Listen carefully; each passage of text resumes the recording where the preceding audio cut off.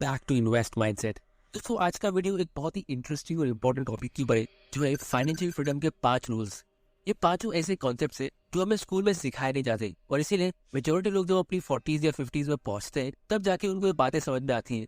लेकिन तब तक ऑलरेडी बहुत लेट हो चुका होता है और उनको रिग्रेट होता है कि उन्होंने अपनी लाइफ की इंपॉर्टेंट ईयर्स वेस्ट कर दिए। इनफैक्ट हमारे चैनल के बहुत सारे व्यूअर्स कमेंट करते कि काश उन्होंने हमारे वीडियोस पहले देख लिए होते तो आज उनकी लाइफ कितनी अलग होती। तो अगर आप अपनी 20s में हो तो ये 5 रूल्स आपको जानना बहुत इंपॉर्टेंट होगा। तो एक स्टोरी की हेल्प से आज हम इसे सीखते हैं। तो यहाँ पे हम रॉकी और सनी का एग्जांपल लेते हैं, जो दोनों कॉलेज फ्रेंड्स हैं। दोनों 21 साल के हैं और एक टॉप कॉलेज में पढ़ाई करते हैं। उनकी डिग्री कंप्लीट होते ही उन्हें एक बड़ी कंपनी में जॉब मिल जाती है और कंपनी उनको 30,000 पर मंथ की सैलरी देती है। अब सनी का बचपन से ड्रीम था कि वो अपना खुद का एक घर खरीदे, फिर शान से अपने घर से अपनी कार से ऑफिस में जाए, और फाइनली इस जॉब से वो अपने उस ड्रीम को पूरा होता हुआ देख रहा था। तो उसने फौरन एक बढ़िया सा 3 BHK अपार्टमेंट, जो काफी अच्छी लोकेशन पे होता है, उसे लोन पे ले लेता है। इसे देख के उसके घर वाले और फ्रेंड्स काफी ज्यादा इम्प्रेस होते हैं, क्योंकि उसके डैडी ने अपना घर अपनी 40s की एज में लिया था, लेकिन यहाँ पे सनी ने तो 20s में ही घर खरीद लिया। बस बात ये थी कि उसके घर का मंथली EMI 12,000 रुपए का था, जिसपे उसको 20 साल का लोन चुकाना था। फिर वो एक बढ़िया सी कार लोन पे लेता है, जिसका मंथली EMI होता है 6,000 रुपया। बाकी दूसरे एक्सपेंसेस जैसे light, water, gas bill, car के लिए पेट्रोल और खाने की ग्रोसरीज, ये सब मिला के होते हैं ऑलमोस्ट 8,000 रुपये। और फिर सनी को हमेशा से बड़े होटल्स में खाना, क्लब्स और पार्टी में जाना बहुत पसंद था। और क्योंकि अब उसकी अच्छी जॉब लग गई थी तो उसको बहुत सारे बैंक से क्रेडिट कार्ड के ऑफर्स भी आने लगे। तो उसने कुछ क्रेडिट कार्ड्स भी ले लिए और फिर वो बिंदास उससे शॉपिंग करने लगा, क्योंकि उसको टेंशन लेने की जरूरत नहीं है। आफ्टर ऑल उसके पास एक मल्टीनेशनल कंपनी का सेफ जॉब है। तो वो एक बहुत ही बढ़िया लाइफ जी रहा था। हर वीकेंड वो पार्टी करता या कहीं घूमने जाता।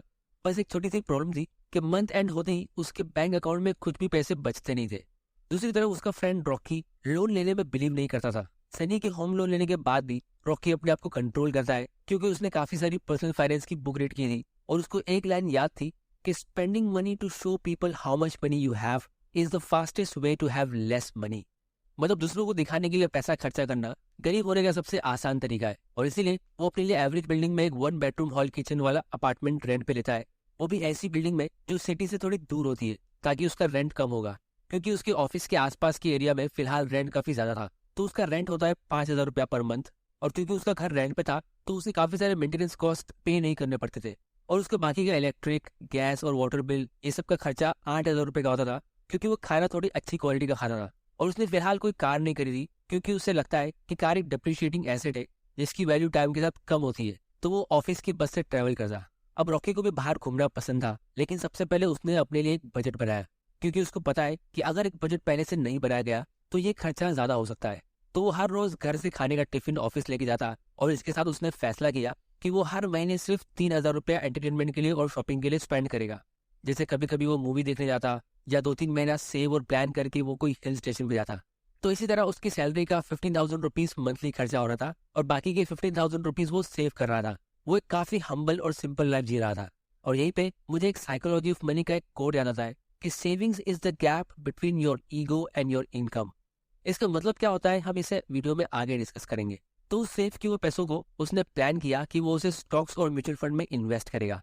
तो सबसे पहले उसने एक SIP यानी सिस्टमेटिक इन्वेस्टमेंट प्लान सेट कर दिया 5,000 रुपए का। मतलब ये अमाउंट उसकी सैलरी की आते ही बैंक से अपने आप निकल जाता है और इन्वेस्ट हो जाता है, और बाकी के 10,000 रुपए का वो खुद रिसर्च करके अच्छी कंपनी का स्टॉक लेता।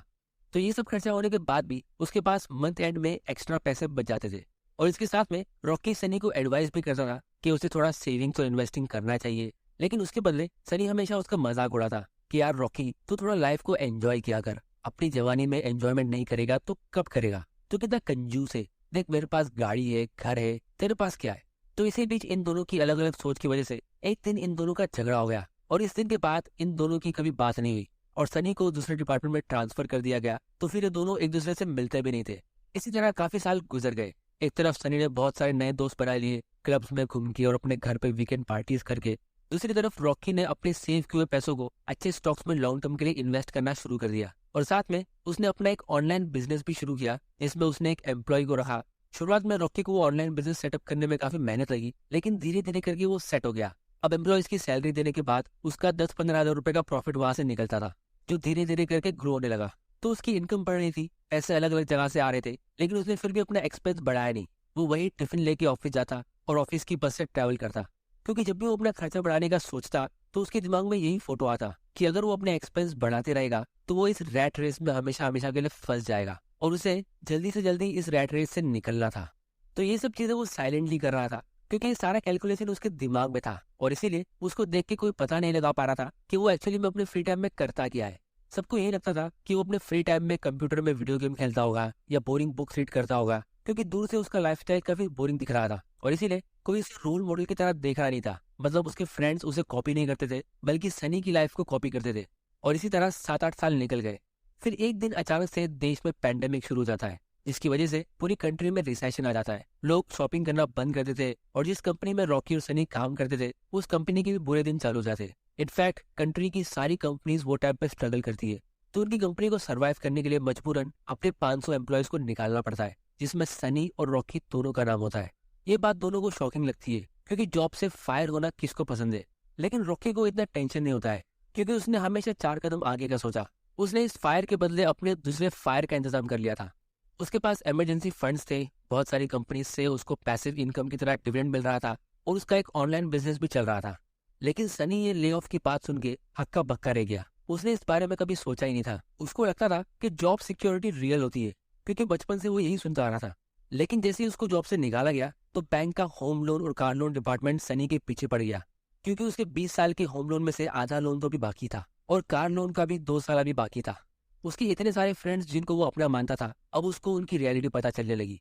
सच ये है कि इस टाइम पे सबकी हालत खराब थी, इसीलिए उसको अपने रिश्तेदारों और अपने घर वालों से उधार लेके गुजारा करना पड़ा। लेकिन ये भी हमेशा नहीं चल सकता तो फाइनली उसने फैसला किया कि वो अपनी कार बेच देगा। लेकिन रिसेशन की वजह से मार्केट बहुत बुरा था तो उसको वो कार बहुत सस्ते प्राइस में बेचनी पड़ी और जो पैसे उसे गाड़ी को बेच के मिले उसको उसने फौरन होम लोन की ईएमआई के लिए भर दिया। और यही टाइम पे जब उसको लग रहा था कि इससे बुरा और क्या हो सकता है कि उसको जॉब से निकाल दिया गया और उसने अपनी कार को सेल कर दिया, तभी उसको खबर मिलती है कि उसके एक फैमिली मेंबर को कोरोना वायरस हो गया है। सनी के पास इंश्योरेंस था लेकिन वो इंश्योरेंस उसकी कंपनी ने प्रोवाइड किया था और क्योंकि उसे जॉब से निकाल दिया गया तो उसका इंश्योरेंस भी अब नहीं रहा और इसीलिए उसे अपनी वाइफ की ज्वेलरी बेच के और जो भी थोड़े बहुत पैसे उसने यहाँ वहाँ सेव किए थे वो सारे मेडिकल एक्सपेंस में खर्च करने पड़े। मतलब अब सनी पूरी तरह ब्रोक हो चुका था और उसकी हालत काफी खराब थी क्योंकि उसको हर महीने होम लोन की ईएमआई भरनी थी और उसको जॉब भी नहीं मिल रहा था क्योंकि सब कंपनीज वो टाइम पे लोगों को निकाल रही थी, हायर कोई नहीं कर रहा था। तो उसका एक एक दिन बहुत मुश्किल से गुजर रहा था और इसीलिए वो थोड़ा डिप्रेशन में भी चला गया। यहाँ तक कि उसके दिमाग में सुइसाइड के भी ख्याल आने लगे और वो अपनी लाइफ को ब्लेम करने लगा कि उसके साथ ही ऐसा क्यों होता रहता है। इसी बीच उसको रॉकी का कॉल आता है जो उसे अपने घर बुलाता है। अब क्योंकि ये दोनों पुराने दोस्त थे और रॉकी को सनी की खराब कंडीशन की खबर कहीं से मिल गई थी तो जब ये दोनों मिले तो उनमें कुछ पुरानी बातें हुई। सनी ने सबसे पहले रॉकी को उस झगड़े के बारे में सॉरी कहा कि वो जोश में आके थोड़ा ईगोइस्टिक हो गया था। फिर उसने बताया कि उसकी हालत बहुत खराब है, उसकी कोई मदद भी नहीं कर रहा है। तब रॉकी कहता है कि मैं तो उस झगड़े के बारे में कब कब भूल चुका था, मैंने तो तुझे उसी दिन माफ कर दिया था, मुझे पता है कि तू दिल से बहुत अच्छा इंसान है। तो दोस्तों यहाँ पे आप लोगों के लिए एक बोनस रोल ये है कि दुनिया में पुअर और इगोइस्टिक लोग यानी गरीब और अखड़ू लोग बहुत सारे हैं, जिनकी जेब में इतना पैसा नहीं होता है जितना उनका ईगो होता है। तो ऐसे लोगों से बदला लेने के लिए आप अपना टाइम वेस्ट मत करो। लाइफ उनको खुद ही सबक सिखा के हम्बल बना देगी और फिर आपकी सक्सेस उनके जख्म पे एक्स्ट्रा नमक डाल देगी। तो इसीलिए aim to be rich and humble, not poor and arrogant.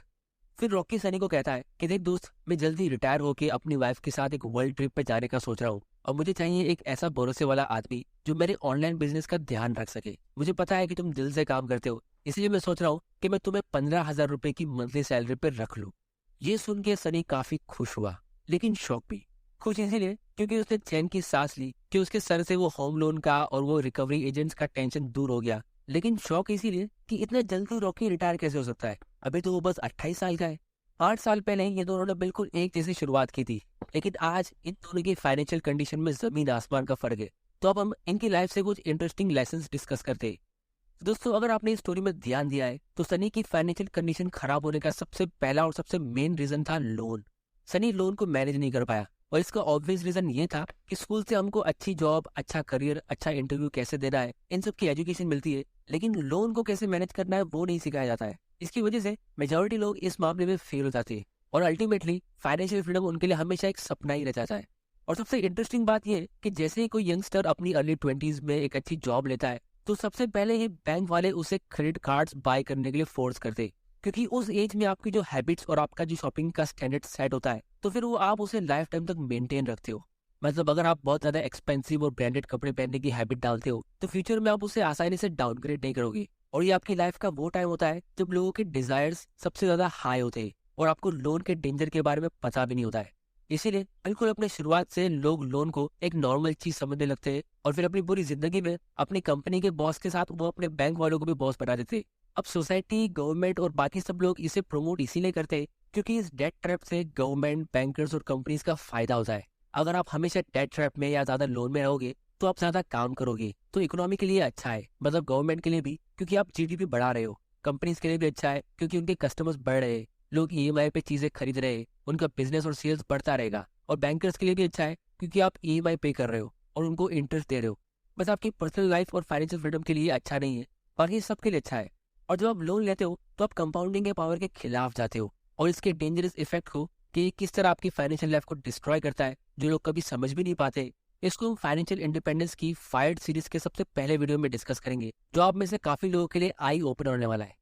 फिर दोस्तों, जब आप लोन के ट्रैप से अपने आप को बचा लेते हो तो उसके बाद सवाल ये उठता है कि उन पैसों से हमें करना क्या है, क्योंकि काफी सारे लोग लोन लेने के लिए ये भी बहाने देते कि उससे उनके खर्चे कंट्रोल में रहते। जैसे अगर किसी की सैलरी 30,000 पर मंथ की है और उसको 14,000 रुपीज का ईएमआई पे करना है, तो ही वो अपने बचे हुए 16,000 से अपना गुजारा करेगा। अगर लोन नहीं होगा तो वो पूरे के पूरे 30,000 स्पेंड कर देगा और उसको पता भी नहीं चलेगा। तो ये एक बहुत ही पुअर तरीका है अपने एक्सपेंसेस कंट्रोल करने का। सही तरीका ये है कि आप अपने एक्सपेंसेस खुद से ही डिसिप्लिन के साथ कंट्रोल करो, जिसके लिए मैं आपको एक सिंपल फॉर्मूला बताता हूँ। वो है 70-20-10 बजटिंग रूल।